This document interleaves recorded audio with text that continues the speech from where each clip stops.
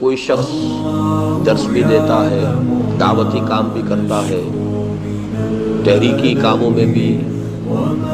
پوری دل جمی کے ساتھ لگا ہوا ہے، لیکن اس کے ساتھ ساتھ اس کو اپنے دل میں یہ احساس بھی محسوس ہوتا ہے کہ شاید میری نیت میں کوئی خلل ہو سکتا ہے کہ اخلاص کے ساتھ میں یہ کام نہ کر رہا ہوں، تو اس صورت میں اس شخص کو کیا کرنا چاہیے؟ اس قسم کے خیال کو ہمیشہ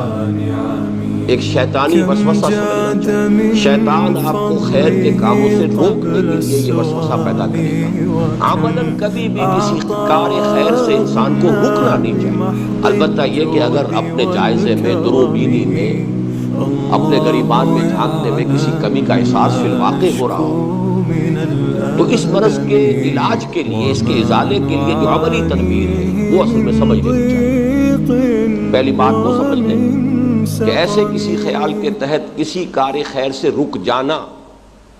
یہ در حقیقت شیطان کو خوش کرنے کے مترادف ہوگا۔ وہ تو چاہتا ہے کہ خیر کے کاموں سے لوگوں کو روکے۔ الذی یوسوس فی صدور الناس، تو یہ بھی ان وسوسوں میں سے ہے کہ جس کی بنا پر وہ خیر کا کام رک جائے گا۔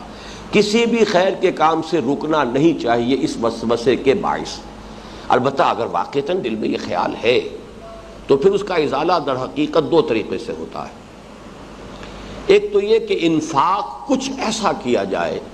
اتنے اخفاء کے ساتھ کہ پورا اہتمام ہو کہ کسی دوسرے انسان کو پتہ نہ چلے، جس کے لیے حدیث میں تو یہ الفاظ آئے ہیں کہ جو داہنا ہاتھ خرچ کرے بائیں کو اس کا پتہ نہ چلے۔ اس اخفاء کے ساتھ انفاق ہوگا، صدقہ ہوگا، خیرات کی جائے گی، تو اس سے انشاءاللہ اگر وہ اخلاص میں کوئی کمی ہے، کسی درجے میں کوئی ریا کی آلائش شامل ہو گئی ہے، تو اس کی تطہیر، اس کا تزکیہ وہ ہوتا چلا جائے گا۔ اسی طرح کبھی کبھی نماز ایسے پڑھی جائے، ایک تو یہ ہے کہ بعض لوگوں کے بارے میں یہ معروف ہو جاتا ہے یہ تہجد گزار ہے،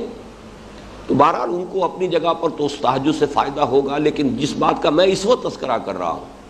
وہ بالکل ایک دوسری نوعیت کی چیز ہے کہ کسی ایسے وقت میں اگر کوئی تہجد گزار ہے تو وہ تہجد سے ہٹ کے ذرا کوئی وقت ایسا نکالے کہ جس میں کسی کو پتہ نہ ہو، اس اخفاء کے ساتھ نماز ادا کی جائے۔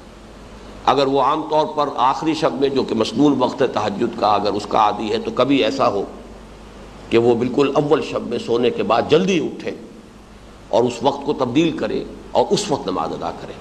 اور اس میں پورا اہتمام یہ ہو کہ کسی کو پتہ نہ چلے۔ یہی دو چیزیں ہیں اصل میں کہ جس سے ریاکاری کا علاج ہو سکتا ہے۔ یہ علاج انسان کرنے کی کوشش کرتا رہے لیکن کسی خیر کے کام سے رکے ہرگز نہیں، وہ خیر کا کام جو ہے جاری رہنا چاہیے۔ کوئی شخص